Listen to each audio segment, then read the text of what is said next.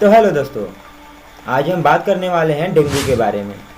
जैसा कि आप लोग इस समय का कंडीशन देख रहे हैं, जो डेंगू है बहुत तेज़ी से फैल रहा है। एक वायरल की तरह जैसे कोरोना फैल रहा था, ठीक उसी तरह से इस समय भारत के कई राज्यों में, कई शहरों में जो डेंगू है बहुत तेज़ी से फैल रहा है। हॉस्पिटलों में जगह नहीं मिल रही है पेशेंट को भर्ती करने के लिए, डॉक्टर भी परेशान हैं।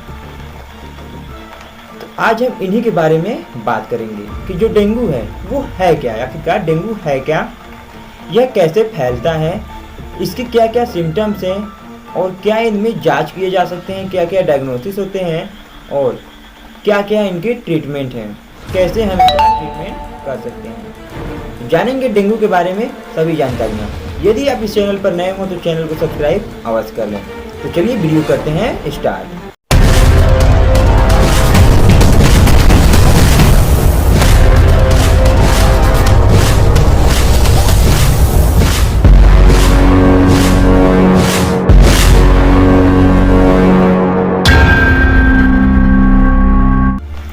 तो सबसे पहले हम डेंगू के बारे में जान लेते हैं। डेंगू एक प्रकार का हड्डी तोड़ बुखार है, यानी कि लोग इसको डेंगू को हड्डी तोड़ बुखार के नाम से भी जानते हैं। यह एक फ्लू जैसी बीमारी यानी कि वायरल जैसी बीमारी है।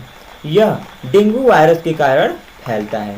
जब किसी स्वस्थ व्यक्ति को एडीज मॉस्किटो यानी जो एडीज मच्छर हैं वो किसी स्वस्थ व्यक्ति को काट लेते हैं तो उनके जरिए फैलने वाला डेंगू वायरस पेशेंट के अंदर चला जाता है, जिससे कि जो डेंगू है वो लोगों तक फैलता है, पेशेंट को डेंगू हो जाता है। 2019 से पहले जो डेंगू के केस हैं वो जनरली 5 लाख लोग जो हैं वो हॉस्पिटलाइज होते थे, जो कि धीरे धीरे वो बढ़कर 2019 तक ही 6,07,000 तक हो गई थी। लेकिन इस बार जो डेंगू के केस हैं बहुत ही ज़्यादा फैलते जा रहे हैं। तो अब जान लेते हैं कि जो डेंगू है वो फैल कैसे रहा है। जब जो एडीज मच्छर होते हैं वो भी डेंगू के केवल वाहक होते हैं, उनके काटने से केवल फैलता है, डेंगू उनके अंदर नहीं होता है। जब किसी संक्रमित व्यक्ति को जो एडीज मच्छर हैं यानी डेंगू वाले मच्छर हैं, एडीज मच्छर हैं, जब किसी संक्रमित व्यक्ति को बाइट कर लेते हैं, काट लेते हैं, फिर उसके बाद जो मच्छर है काटने के बाद मच्छर भी संक्रमित हो जाते हैं, यानी मच्छर भी जो हैं वो डेंगू से ग्रस्त हो जाते हैं। फिर वो जो मच्छर हैं जाकर किसी स्वस्थ व्यक्ति को काटते हैं, जब मच्छर जाकर किसी स्वस्थ व्यक्ति को काटते हैं तब मच्छर द्वारा स्वस्थ व्यक्ति के अंदर प्लाज्मा के द्वारा यानी कि जब ब्लड सक करता है मच्छर, उसके द्वारा पेशेंट के अंदर चला जाता है। और जो डेंगू वायरस है वो ब्लड के थ्रू ही पेशेंट में फैलता है, यानी जब जो डेंगू मच्छर है वो किसी संक्रमित व्यक्ति को काटने के बाद किसी स्वस्थ व्यक्ति को काटता है तो स्वस्थ व्यक्ति को भी जो डेंगू है वो हो जाता है। मच्छर के अंदर डेंगू वायरस नहीं होता है। जब मच्छर किसी संक्रमित व्यक्ति को काटता है तो मच्छर भी इन्फेक्टेड हो जाता है, यानी मच्छर को भी डेंगू हो जाता है। तब मच्छर को डेंगू होने के बाद जब वो किसी व्यक्ति को काटता है तब उसके लार्वा के जरिए ब्लड में जो डेंगू के वायरस हैं वो फैल जाते हैं, जिससे कि जो स्वस्थ व्यक्ति है वो भी संक्रमित हो जाता है। और इसके जनरली 4 वायरस हैं, DENV1, DENV2, DENV3 and DENV4। जो इसके जनरली 2 फर्स्ट वायरस हैं DENV1 और DENV2। ये तो नॉर्मली यानी कि डेंगू के नॉर्मली सिम्टम्स होते हैं, इसमें जल्दी पेशेंट रिकवर हो जाते हैं कुछ ही ट्रीटमेंट में। लेकिन जो लास्ट के 2 वायरस हैं DENV3 और DENV4, ये बहुत ही क्रिटिकल केस यानी कि ये जो है पेशेंट के लिए बहुत ही क्रिटिकल साबित हो सकते हैं।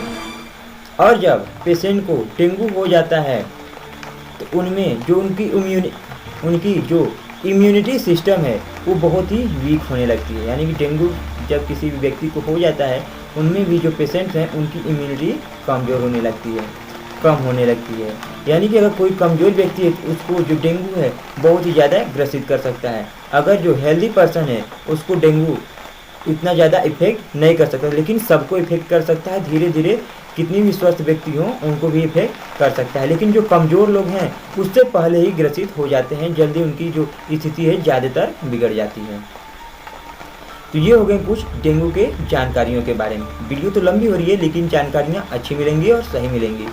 अब इसके बाद हम बात कर लेते हैं उनके सिम्टम्स के बारे में। कि जो डेंगू जब किसी पेशेंट को डेंगू हो जा रहा है तो उसको क्या क्या सिम्टम्स है, क्या क्या लक्षण दिखाई दे रहे हैं जिससे कि पता चले इनको डेंगू ही है। सबसे पहले जैसा कि आपको पता चल गया जो डेंगू है वो मच्छर के काटने से होता है। अब इनके हम सिम्टम्स के बारे में जान लेते हैं। तो जो सिम्टम्स हैं वो कुछ इस टाइप से हैं जिनको कि हम आपके सामने स्क्रीन पर शो कर रहे हैं, जैसा कि आप देख सकते हैं। जब भी किसी व्यक्ति को डेंगू होता है उनके सर में बहुत तेज दर्द होता है, यानी कि सर में तेज दर्द, तेज बुखार। इस केस में पेशेंट को बहुत तेज बुखार आता है। 100 डिग्री फ़ारेनहाइट से लेकर 104 फ़ारेनहाइट डिग्री तक भी पेशेंट को बुखार आता है। 104-105 तक जो टेम्परेचर है वो चला जाता है। मांसपेशियों में बहुत तेज दर्द होता है। जो हड्डी के जोड़ हैं, जैसे जहाँ जहाँ भी ज्वाइंट हैं, चाहे हाथ पैर हो, फिंगर हो, जहाँ पर भी कोई भी ज्वाइंट हो, उन ज्वाइंट में यानी कि हड्डियों को जोड़ में भी बहुत तेज दर्द होने लगता है। पेशेंट को बहुत ज़्यादा कमजोरी होने लगती है। अगर थोड़ा सा भी चल लेता है या कोई कार्य कर लेता है बहुत ही जल्दी थक जाता है, यानी कि पेशेंट बहुत ही ज़्यादा वीकनेस हो जाती है पेशेंट को। इसके बाद जो आँखें हैं, जैसे कि जो ब्लैक कलर की दिखाई दे रही है, उसके पीछे आँखों में दर्द होता है, घबराहट होने लगता है, जी मिचलाने लगता है, उल्टी जैसा होने लगता है। उल्टी पेशेंट को आती है कई बार। जो हमारे ऑर्गन्स हैं, इंटरनल ऑर्गन्स हैं यानी ग्रंथियां हैं, उनमें सूजन हो सकता है, दर्द हो सकता है। किसी किसी पेशेंट को त्वचा पर लाल चिकत्ते भी होने लगते हैं। इस कारण से शरीर में झंझनाहट जैसी भी स्थिति हो सकती है, चुनचुनाहट जैसी भी स्थिति जो है वो हो सकती है। यानी कि जो डेंगू के क्रिटिकल पेशेंट्स हैं उनके चेहरे पर सूजन भी देखने को मिलता है। इसके साथ साथ जो आँखें के आसपास हैं, जो आँखों के आसपास की त्वचा है वो काली पड़ने लगती है। जो चेहरे हैं वो भी हल्के डार्कनेस होने लगते हैं, यानी काले होने लगते हैं। जो बॉडी होता है वो डिहाइड्रेट होने लगता है। पेशेंट को बहुत जल्दी ज़्यादा प्यास लगता है, होंठ सूखते हैं, मुंह सूखते हैं, और इस केस में जो भूख है वो तो ना के बराबर ही लगता है, यानी भूख बहुत ही ज़्यादा कम लगता है। जो पेट है वो भारी लगता है, यानी कि भरा हुआ लगता है। एसिडिटी जैसी प्रॉब्लम होने लगती है। कभी कभी पेशेंट को कॉन्स्टिपेशन भी होता है। इसमें जो ब्लड प्रेशर है, यानी कि जो ब्लड प्रेशर है, बीपी है, वो कम होने लगता है। ब्लड प्रेशर जो है वो बहुत तेज़ी से डाउन होने लगता है। पल्स रेट भी डाउन होने लगते हैं। ऑक्सीजन लेवल भी बहुत सारे पेशेंट के जो हैं वो डाउन होने लगते हैं जब क्रिटिकल केस होते हैं तो। और इसमें बात करें जो मेन रीज़न है, डायग्नोसिस से पता चलता है, जो इसका मेन रीज़न है वो है प्लेटलेट। यानी इसमें प्लेटलेट जो है बहुत तेज़ी से डाउन होता है। अगर 1.5 लाख से 1 लाख के बीच में है तो कुछ नॉर्मली ओरली थेरेपी से और ओरली ट्रीटमेंट से और कुछ इन्फ्यूजन के थ्रू तो पेशेंट को ठीक किया जा सकता है। अगर 1 लाख से जो पेशेंट हैं उनकी जो स्थिति है यानी प्लेटलेट है वो कम होने लगती है तो पेशेंट जो हैं उनकी स्थिति बहुत ज़्यादा क्रिटिकल हो सकती है। और इसमें तो जो जैसा कि आप लोग जानते ही हैं डेंगू में जो प्लेटलेट है बहुत तेज़ी से कम होता है।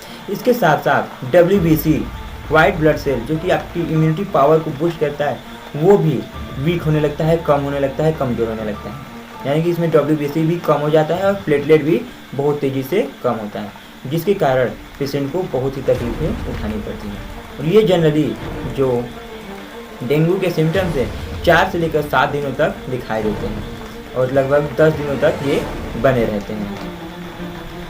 तो ये हो गए कुछ उनके सिम्टम्स के बारे में। आगे हम जान लेते हैं अगर किसी पेशेंट में ये सारे लक्षण दिखाई दे रहे हो तो कौन कौन से लैब टेस्ट कौन कौन से कराने चाहिए जिससे कि कंफर्म हो सके कि उनको डेंगू ही है। तो आइए अब हम उनके कुछ टेस्ट के बारे में जान लेते हैं जो ब्लड टेस्ट के जरिए पेशेंट के हेल्थ के बारे में पता चल सकता है। इसमें सबसे पहले जो डॉक्टर हैं वो CBC complete blood count, Widal, MP और जो डेंगू टेस्ट है वो करने के लिए बोलते हैं। यानी कि पेशेंट का इनमें MP, विडाल, CBC और डेंगू टेस्ट होता है। जैसे कि CBC टेस्ट में आपको जो उनके प्लेटलेट हैं WBC, RBC वो आपको दिखने को मिल सकते हैं। अगर किसी भी प्रकार का कोई इन्फेक्शन है वो भी दिखने को मिल सकता है।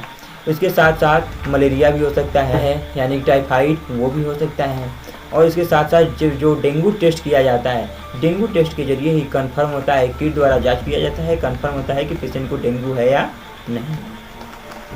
और इनमें 3 जांच होते हैं, NS1, IgM और IgG। जो NS1 है वो शुरुआती लक्षण होते हैं डेंगू के और जो IgM होते हैं वो इंडिकेट करते हैं कि पेशेंट को जो डेंगू है वो हो चुका है।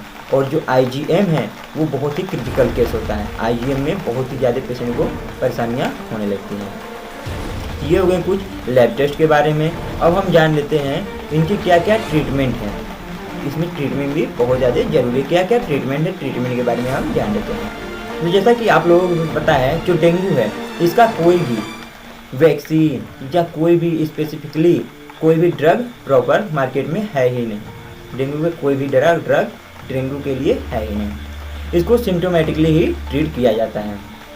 जैसे कि अगर पेशेंट को बुखार आ रहा हो, अगर तेज़ बुखार आ रहा हो तो उसमें पेशेंट को टैबलेट दिया जाता है SOS, यानी कि कभी बुखार आए तब, या पेशेंट को ज़्यादातर लंबे समय तक बुखार बना हुआ है तो उनको TDS या QID यानी कि दिन में 3 बार या 4 बार भी लेने के लिए बोला जाता है। 24 घंटे में 2 बार, 3 बार या 4 बार भी लेने के लिए पेशेंट को बोला जाता है। इसके साथ साथ कुछ एंटीबायोटिक्स ड्रग्स का भी यूज किया जाता है, जैसे कि हो सकता है एमोक्सिसिलिन, पोटेशियम क्लोराइड टैबलेट्स हो सकते हैं, इनका यूज किया जाता है। अगर क्रिटिकल केस होते हैं तो उनमें सेफ्ट्रियाक्सोन इंजेक्शन का भी यूज किया जा सकता है। अगर किसी भी प्रकार के जो CDC टेस्ट हैं उनमें कोई इन्फेक्शन है तो उनमें या तो सेफ्ट्रियाक्सोन एंड टेजोबैक्टम का भी यूज किया जा सकता है इंजेक्शन का। और इसके साथ साथ पेशेंट को जो एंटासिड है, एंटासिड के यानी कि अगर इतनी सारी परेशानियां हैं जो ड्रग चल रहे हैं उसके साथ साथ तो गैस बनना तय है, तो इसमें कुछ एंटासिड भी दिए जा सकते हैं, या तो पेंटाप्राजोल, ओमेप्राजोल, लेवेप्राजोल कुछ भी हो सकते हैं। इसके साथ साथ इनमें जो पेशेंट के लीवर हैं वो भी डैमेज हो सकते हैं। ग्रंथियों में दर्द, सूजन जैसा कि हमने बताया था, तो उस केस में लीवर के लिए हम लीवर टॉनिक, जो कि पॉपुलर ब्रांड है हिमालय के, Li52 सिरप या Li52 DS सिरप दे सकते हैं। इसके साथ साथ प्लेटलेट बढ़ाने के लिए प्लेटेंजा सिरप यानी कि प्लेटलेट के लिए सिरप दे सकते हैं। जो डॉक्टर हैं वो प्रीफर करते ही है, देते ही है। इसके साथ साथ पेशेंट को मल्टीविटामिन कैप्सूल या सिरप दिया जाता है जिससे कि पेशेंट जल्दी रिकवर हो सके। इसके साथ साथ CV काउंट टैबलेट, क्लेविरा टैबलेट, जो कि प्लेटलेट को बढ़ाने में बहुत ज़्यादा हेल्प करते हैं। इसमें प्लेटलेट ही बहुत ज़्यादा डाउन होता है। अगर पेशेंट का प्लेटलेट सही बना हुआ है तो वो जल्दी रिकवर हो सकते हैं। प्लेटलेट को बढ़ाने के लिए क्लेविरा, CV काउंट, ये सारे टैबलेट भी दिए जाते हैं। इसके साथ साथ यदि उनके गले में खराश हो, कि खांसी आ रहा हो, तो एजिथ्रोमाइसिन टैबलेट का यूज किया जा सकता है। और इसके साथ साथ जो कफ सिरप हैं उनका भी यूज किया जाता है। अगर पेशेंट को तेज़ बुखार हो, तेज़ बुखार हो, जो बुखार है जल्दी आ जा रहा हो, ना उतर रहा हो, तो उस केस में पेशेंट को IV यानी जो PCM है वो IV दिया जा सकता है। PCM IV जो कि 100 ml के बॉटल में आता है। PCM IV, पैरासीटामोल जो कि सुमोल करके ब्रांड में मार्केट में अवेलेबल होते हैं, उनको IV इन्फ्यूजन के थ्रू चढ़ाया जाता है, पेशेंट को दिया जाता है। और इसके साथ साथ जैसा कि जो पेशेंट है बहुत ज़्यादा वीक होने लगता है, कमज़ोर होने लगता है इस केस में, तो पेशेंट को जैसे कि हो सकता है RL हो, ANS हो, DNS हो या D5 हो, पेशेंट के जो ब्लड प्रेशर है वो भी लो होते हैं, तो उनको बढ़ाने के लिए और पेशेंट को ताकत के लिए, शरीर के अंदर की शरीर की ताकत के लिए भी इनका यूज किया जा सकता है। जैसे कि BP बढ़ाने के लिए RL या ANS का यूज किया जा सकता है। और जो ग्लूकोज लेवल है उनको मेंटेन करने के लिए, ताकत बनाए रखने के लिए DNS या D5 के बॉटल में जो पॉलीवियान इंजेक्शन करके आता है उनको भी हम इंजेक्ट कर सकते हैं 500 के बॉटल में, जिससे कि जो पेशेंट हैं वो जल्दी रिकवर हो सके। और इसका यूज जब तक पेशेंट को रिकवर नहीं हो जाता है, पेशेंट का जो प्लेटलेट है वो जनरली 1 लाख से क्रॉस नहीं कर जाता है, 1 लाख से ऊपर नहीं चला जाता है, 1-1.5 लाख तक नहीं हो जाता है, तब तक इसका ट्रीटमेंट किया जाता है। तो ये कुछ छोटी जानकारियाँ थी डेंगू के बारे में। अगर इसमें कोई गलतियाँ हो, कोई भी दिक्कत हो, परेशानी हो, ना समझ में आया हो तो आप कमेंट कर सकते हैं, क्योंकि जो डेंगू है इसमें बहुत तेज़ी से फैल रहा है और इसके अनेक लक्षण भी दिखाई दे रहे हैं जिनको ट्रीटमेंट सिम्टोमेटिकली किया जा सकता है। हो सकता है कि सारे ड्रग इसमें ना हों। तो दोस्तों अगर वीडियो अच्छी लगी हो, पसंद आई हो, वीडियो तो लंबी हो गई, लेकिन अगर वीडियो पसंद आई हो, अच्छी लगी हो तो एक बार चैनल को सब्सक्राइब और वीडियो को लाइक अवश्य कर लीजिएगा, ताकि जब भी हम कोई भी इन्फॉर्मेटिव वीडियो अपलोड करें तो आपको जल्दी से मिल सकें।